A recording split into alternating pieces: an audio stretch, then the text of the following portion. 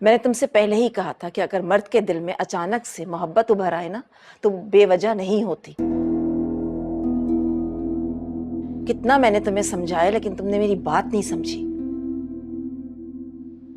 वो इन्हें मिली कहाँ से?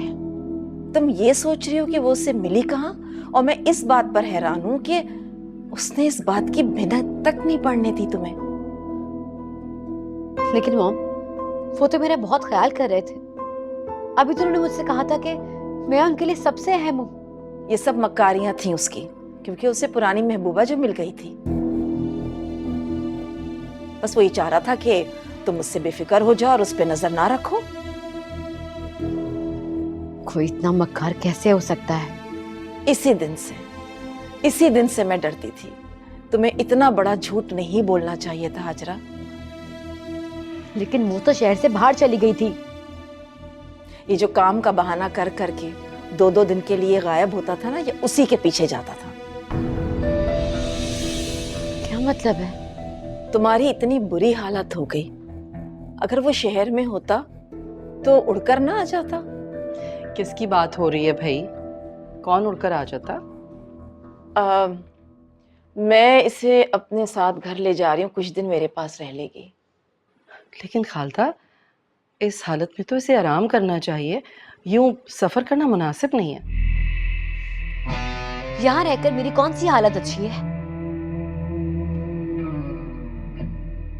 बेटा, तुम और तुम्हारा होने वाला बच्चा दोनों मेरी जिम्मेदारी है। आप अपनी औलाद को संभालें। मैं अपने बच्चे का ख्याल रख सकती हूँ। जाए यहाँ से।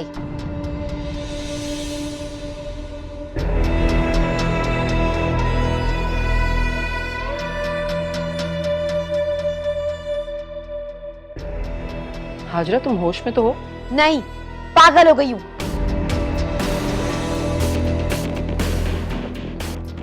और आपकी इन्हीं बातों की वजह से जब देखो आ जाती है लेक्चर देने के लिए। खुदा का वास्ता है, चली जाए यहाँ से। देख रही हैं आप कैसी अच्छी तरबियत की है आपने इसकी। अपने बेटे की तरबियत देखिए, बदकिरदार बेटा। क्या हो गया है हाजरा? काम डाउन, चलो मेरे साथ। तो नहीं मॉम, मैं अब यहां से हरगिज कहीं नहीं जाऊंगी। धोखा तो मैंने माफ कर दिया, लेकिन ये मक्कारी मैं माफ नहीं करूंगी।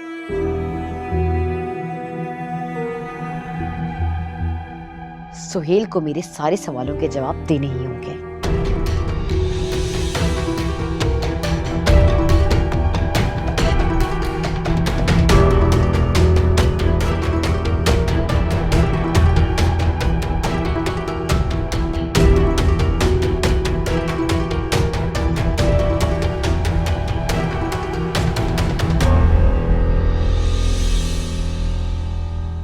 मैं तो कह रही हूँ तुम आज